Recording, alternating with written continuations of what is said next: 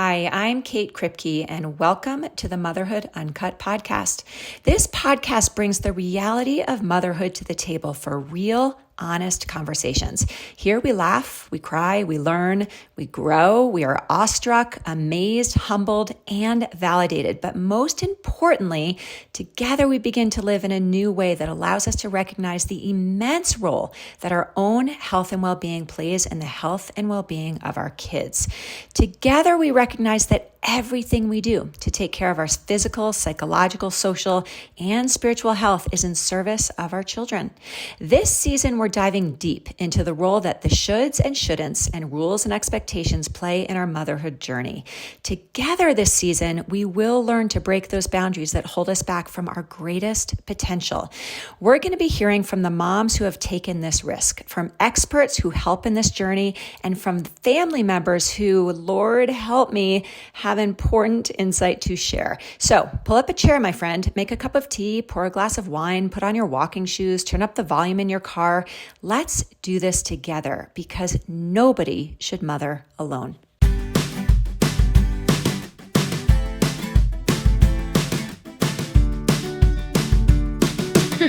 Welcome back to the Motherhood Uncut podcast. As always, I am so glad you're here. Today's episode is a short one, but it's also one that you don't want to miss because I am talking with you about 3 very common habits of high-achieving women that lead directly to anxiety, guilt, and overwhelm in motherhood. And the thing is, you may not see these habits as problematic because they have likely led you to huge success and achievement in the rest of your life. So it's likely that you're doing these things because you think they will serve you and your kiddo. Until today, you may believe that they are useful. But in this episode, I will both bring light to these habits that are getting you farther away from what you most want and also give you ideas of what to do instead. So pull up a chair and join me. Hey listeners, there is literally nothing that I feel more inspired by than working with women who are ready and motivated to take control of their mental health and well-being in service of their kids. Because here's the thing, in my work, I get the opportunity to both watch the women who I work with feel better, and I also get to watch how their kids thrive along with them.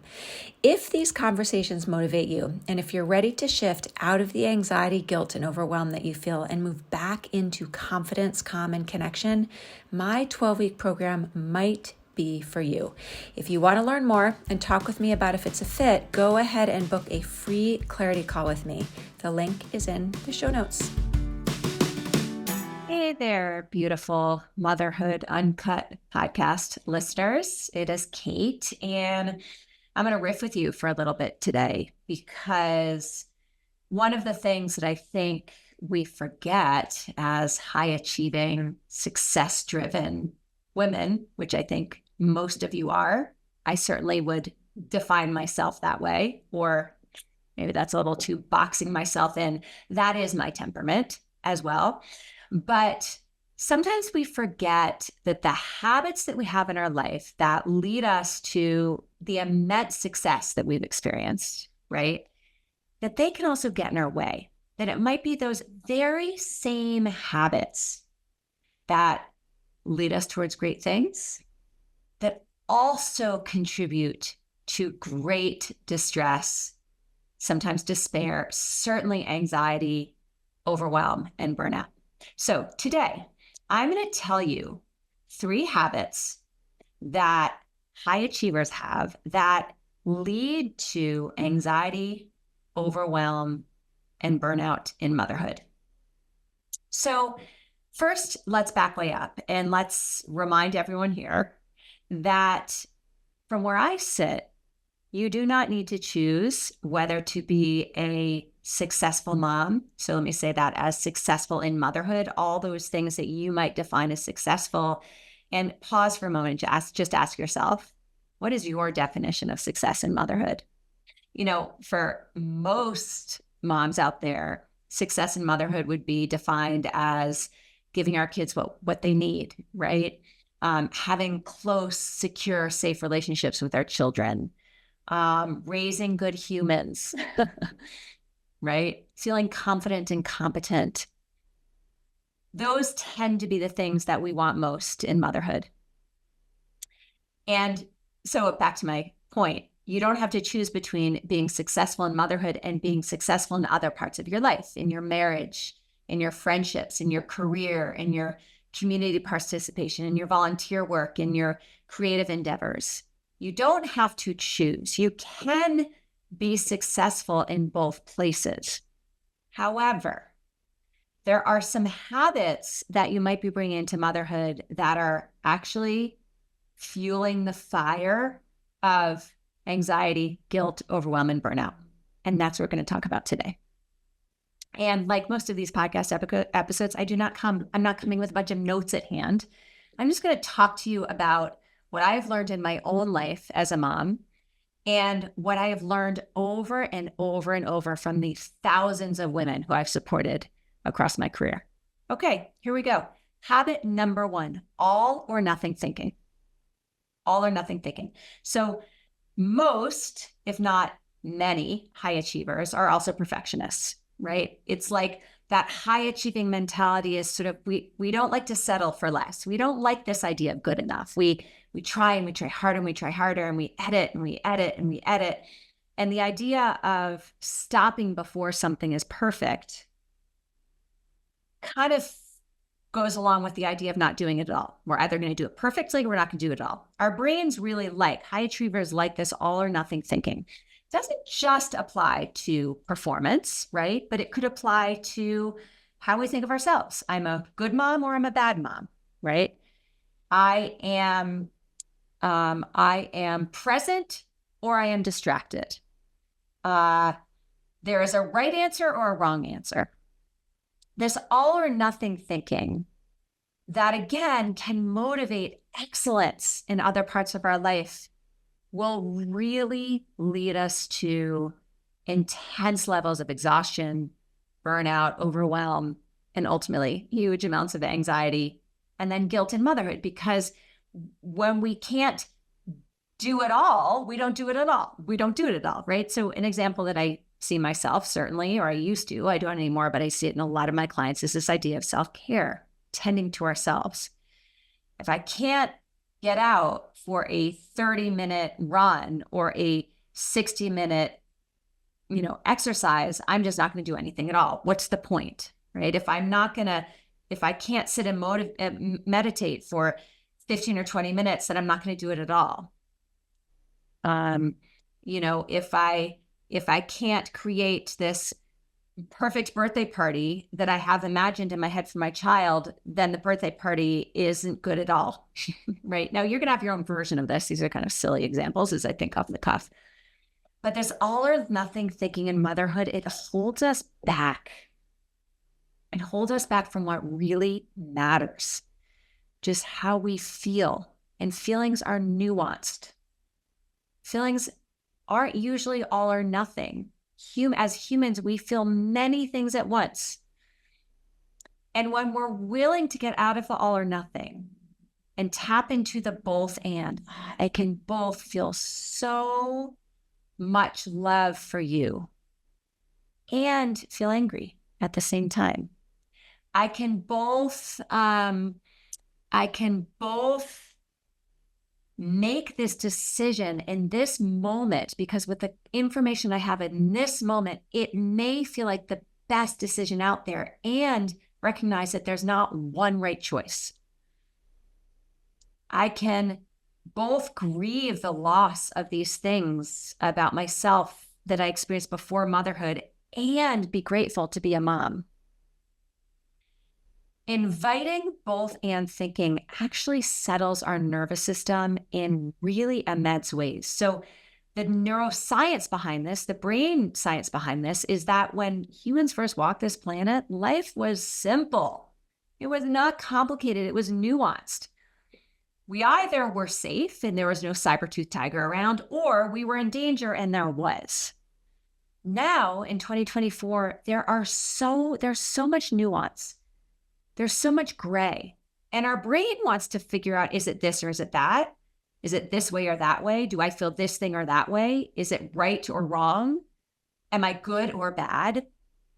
But really, there are all these flavors in between. And our nervous system, you guys, our nervous system loves being given permission for both and thinking. Hey, quick little break here. If you like the things that you hear here on this podcast, I want to invite you to come find me over on Instagram at Kate Kripke, KateKripke. Really committed to providing free support to moms everywhere. And the two places that I do that are here and over there.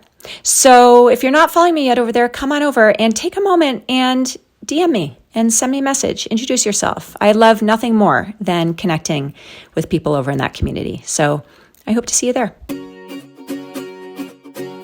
So, habit number 1, rigid, all or nothing thinking. Watch yourself this week. Notice, do you think in rigid ways? Are you thinking in terms like always or never, good, bad, right, wrong? And when you are thinking in those ways, do you notice a buildup of tension in your body? Do you notice feelings of anxiety? Do you notice feelings of guilt? Do you notice feelings of exhaustion and overwhelm? Just pay attention to that one. Second habit, my way or the highway. I'll just do it. I'll just get it done. This intense independence is probably something that has led you to achieve great things in your life. You don't wait for other people. You tell yourself, I don't need help. I'm just going to do it myself. And that motivation, that self-directedness probably has gotten you really far in life. However, in motherhood, it's going to drain you real fast. We have this tendency, maybe somewhere in their deep belief in there, is that if I don't do it, no one else will. Or at least if I don't do it, no one else will do it as well as I would do it.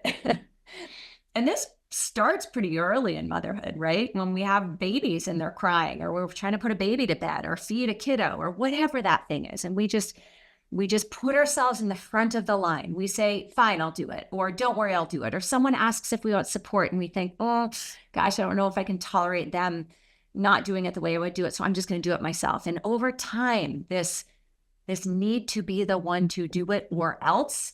quote unquote, something bad will happen, whatever that thing is, that perceived threat, that intense need to be the one to do it is going to put so much on our plate.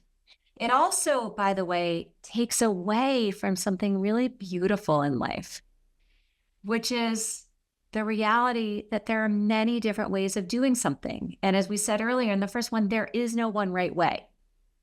And if I'm willing to step back and not be the one to do it, if I'm willing to open up to the possibility that my way may not be the only way, or my way may not even be the most appropriate way in the moment, if I can step back, not only do I allow other people to come forward and step in and help, takes a village to raise a child, right?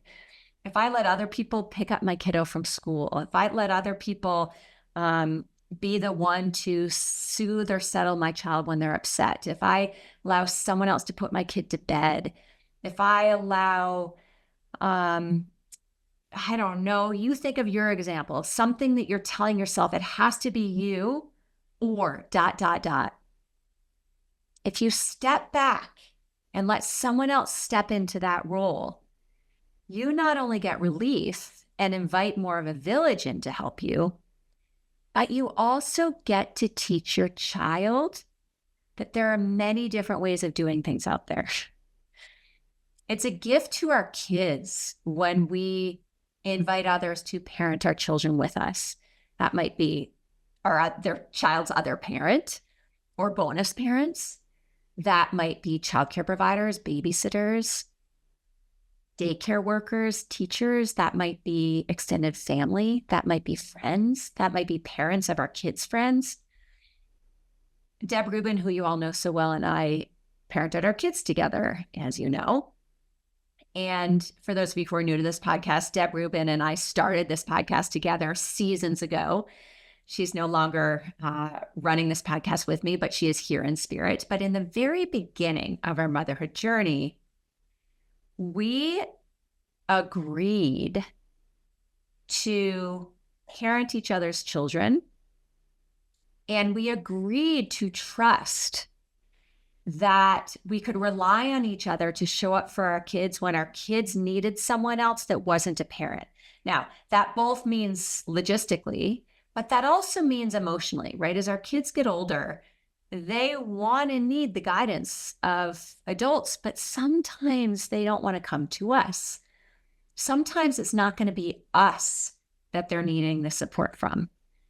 And one of the beauties of co-parenting with Deb, and I hope all of you have a community of co-parents or people that even if they're not immediately in your, present life, that they're people who you can, reach out to online or on a phone call, or just that community of people that you trust who are parenting along with you. That might be here in this Motherhood Uncut community, right?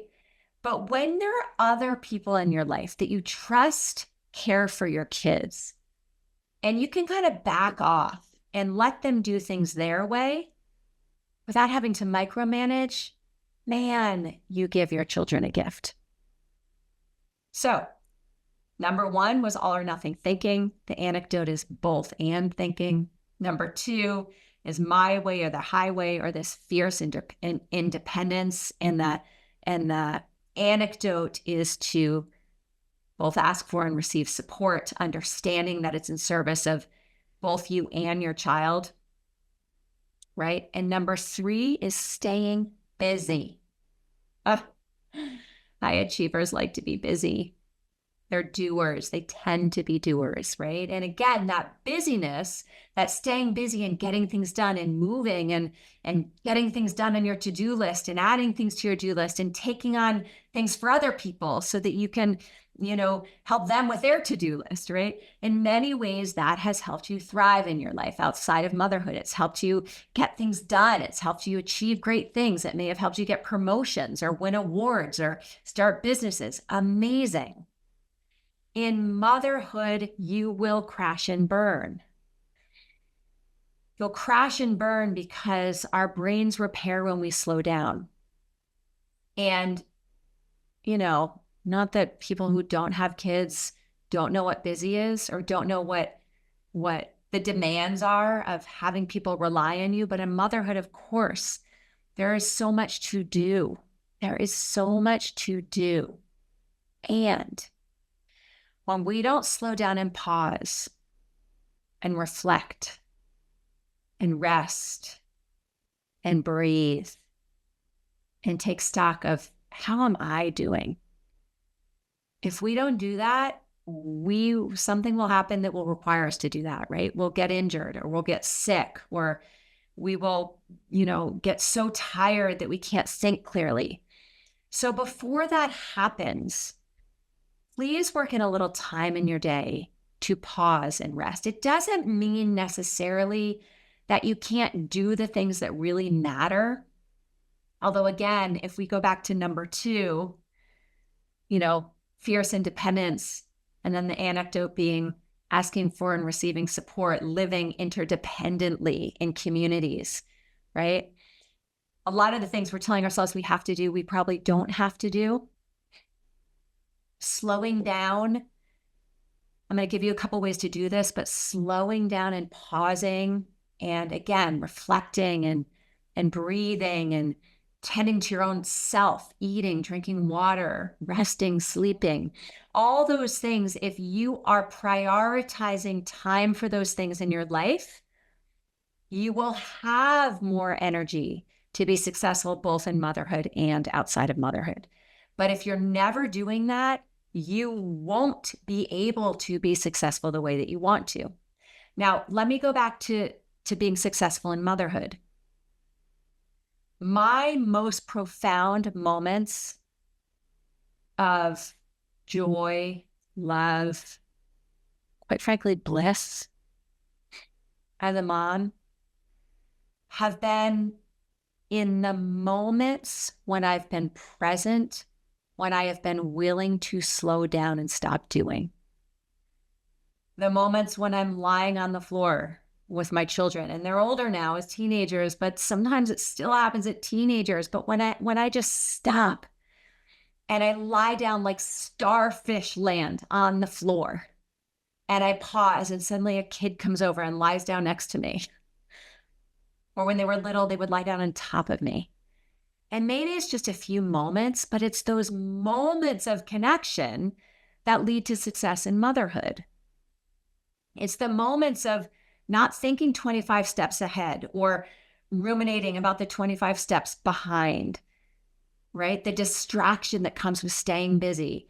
It's the pause. It may even be the pause that happens in a moment where I'm like trying to run out the door in the morning and there's so much to do and I'm stressed about all the doing and I feel like I can't stop and I'm feeding the kids. And then to just get down, to pause and sit on the floor for just a moment when my kids are freaking out because they feel rushed and I'm freaking out because I feel like I have someplace to be, and to just pause and say, whoa, we are all so stressed out right now. I'm just going to sit on the floor and take 3 deep breaths. We have to remember to pause, you guys.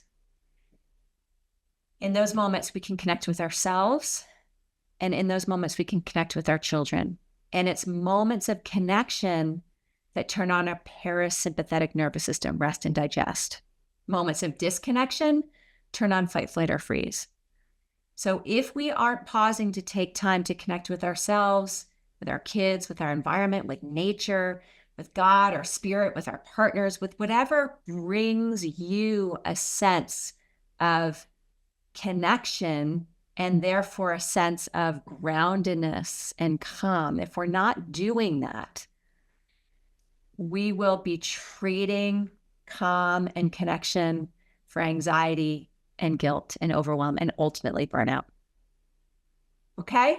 So in summary, 3 habits that high achievers, success-driven women have that causes overwhelm, anxiety, guilt, and burnout in motherhood.